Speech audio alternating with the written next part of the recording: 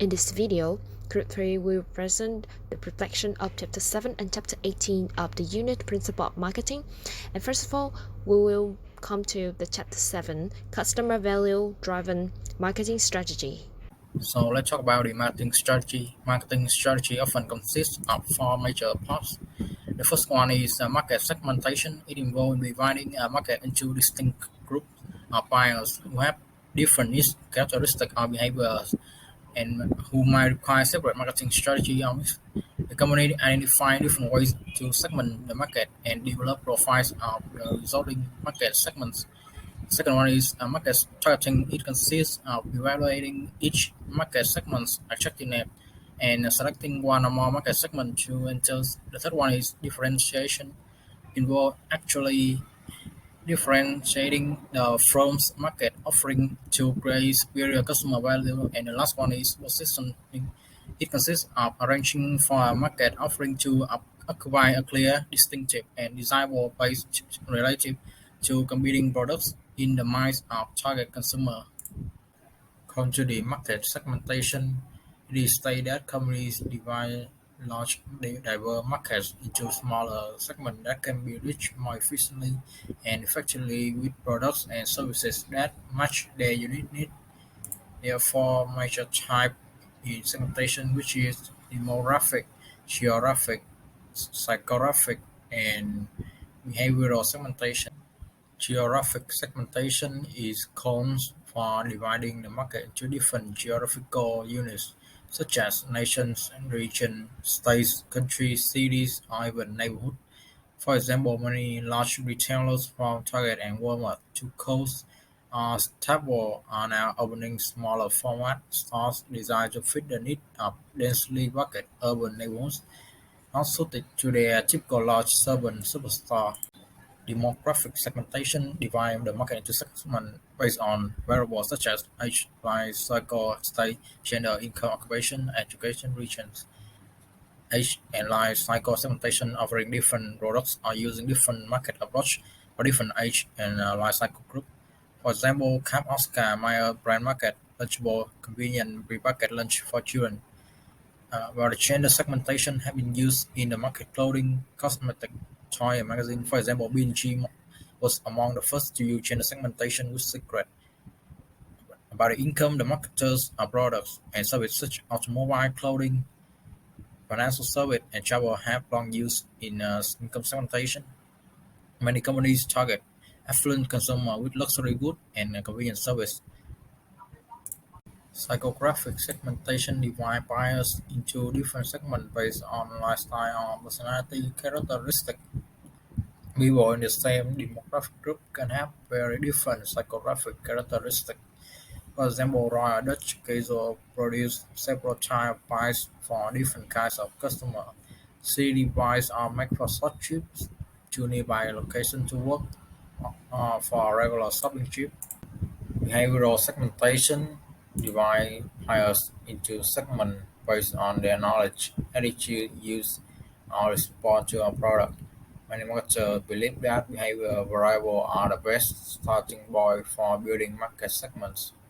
There are five categories in this segmentation. The first one is occasions, the second is benefit sounds, the third one is user status, and fourth is loyalty status, and final one is usage rate.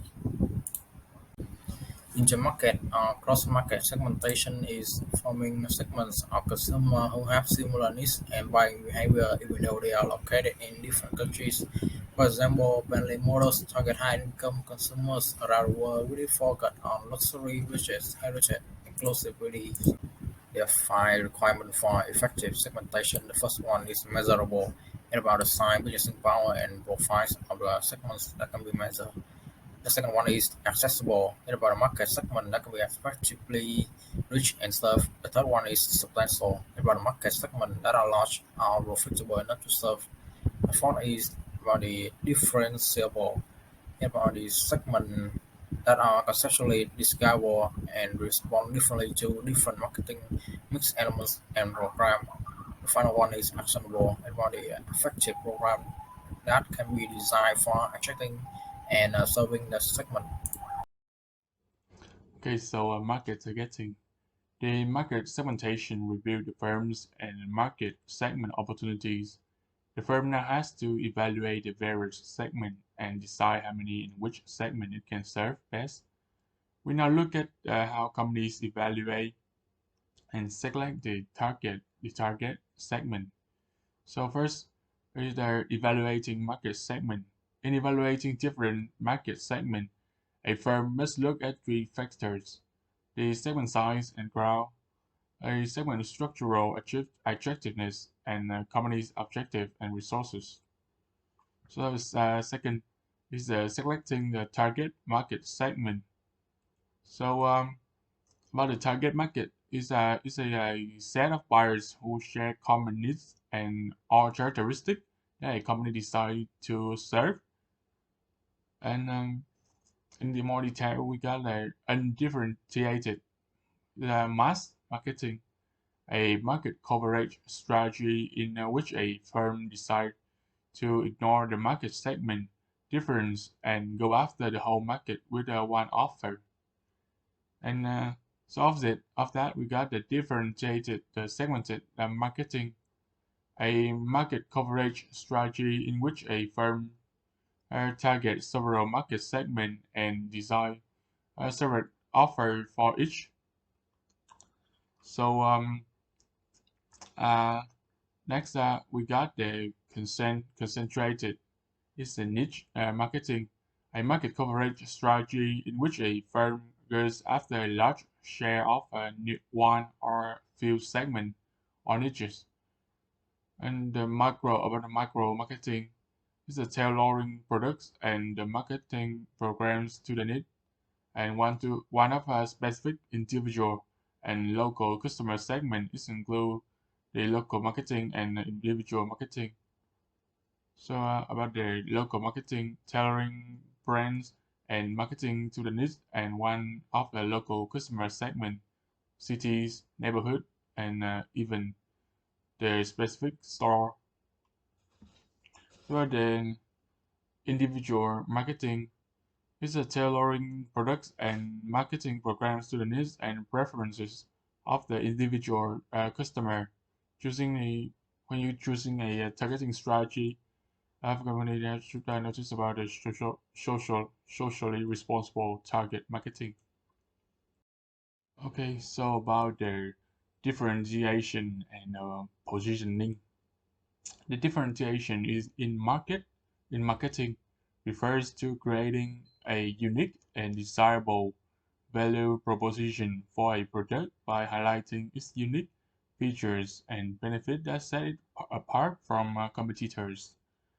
And positioning refers how a product is positioned in the mind of consumer relative to the competitors.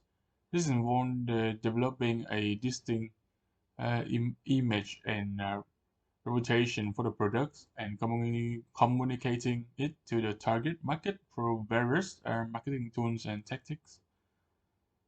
Both differentiation and positioning play a crucial role in creating a strong and successful brand image and help the companies to effectively communicate the value of the product to their target market.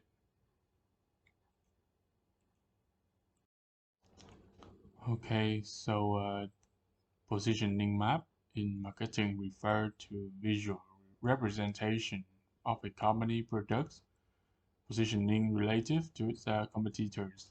These maps are used to graphically display the relative positioning of a product or brand in the minds of a consumer based on specific attributes or characteristic.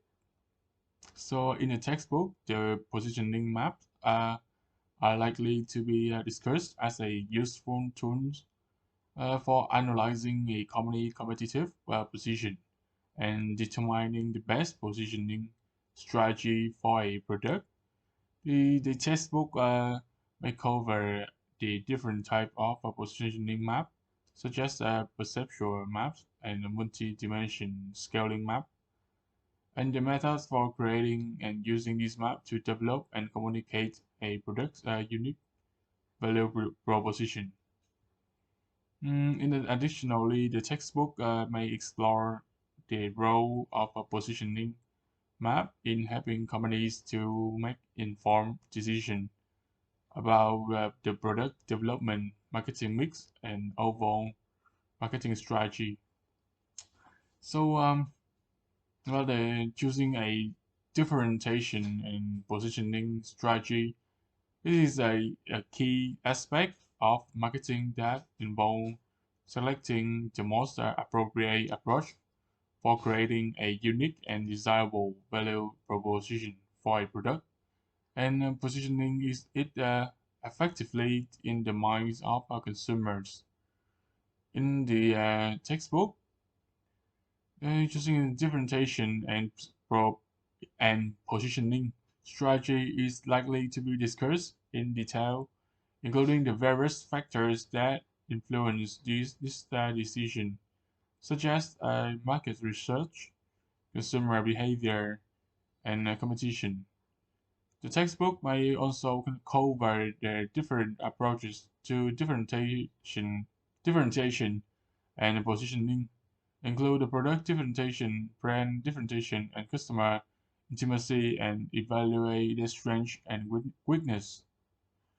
And the textbook is likely to provide the guidance on how to determine the best differentiation and positioning strategy for a company and its products, uh, including the use of the market research and other anal- analytical tools, and how to develop and implement a successful marketing plan based on this strategy. So now let's talk about the chapter 18, creating competitive advantage.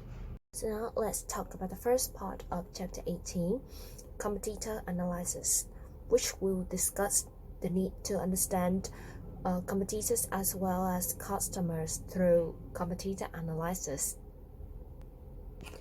To plan effective marketing strategies, a company needs to find out all it can about its competitors. It must constantly compare its marketing strategies, products, prices, channels, and promotions with those of close competitors. In this way, the company can find areas of potential competitive advantage and disadvantage. So, competitor analysis involves in three steps. First is identifying the company's competitors, and secondly, assessing competitors' objectives, strategies, strengths, weaknesses, and reaction patterns. And the final steps is selecting which competitors to attack or avoid. 3 decades ago, Marshall Potter suggested four basic competitive positioning strategies company can follow. Over cost leadership, a company achieves the lowest production and distribution costs and followed it to lower its price and gain market share. Differentiation. Customer could prefer to own this brand if it's not too high. For example, Adidas followed this strategy in spa products. Focus. A very common, probably global example of the focus strategy is Diet Coke by the Coca-Cola Company. The company makes this product for people having diabetes or similar issues. Companies that pursue a clear strategy like those described on the previous slide will gain the most profits. Segments middle of the roaders try to be good on all strategic accounts, but end up being not very good at anything. Tracy and Wisoma suggest companies can gain leadership positions by delivering value to the customer in three strategies follows. The first one is operational excellence, means companies serve customers who want reliable good products but they want them with cheap price. For example, the Jet Airline provide customers with good service with very cheap ticket price. The third two is customer intimacy, specialize in satisfying customer needs through a close connection with an intimate knowledge of the customers. The company will do anything to build long-term customer. Product leaderships. These companies serve customers who want to serve customers regardless of the cost, in terms of price or inconvenience. Here is the list of competitive positions. Market leader strategy include expand total market, protect market share, and expand market share. Market challenger strategy. This could include a full frontal attack or an indirect attack. Market follower strategies. You can follow closely or follow at distance. And lastly, market niche strategies. A company that sells a product or service that a full company provide. Whether a company is a market leader in niche as much as its competitor in find suitable strategies. When it comes to competitor censure, companies spend most of its time tracking competitors' move and market share and trying to find ways to counter them. The benefit of them is the company is faster, but the drawback is that the company is reactive. A customer-centric company is the better position to identify new opportunity and decide strategy that makes sense. As a result, they can meet the customer need. Market-centric companies spend most of its time focusing on both competitor and customer development and design strategies. Companies might have any of four orientations. First, they might be product-oriented, paying little attention to customer or competitors. Next, they might be customer-oriented, paying attention to just customers. Third, when a company starts to pay attention to competitors, it becomes competitor-oriented. And the most successful ones when a company pay balanced attention to both customer and competitors.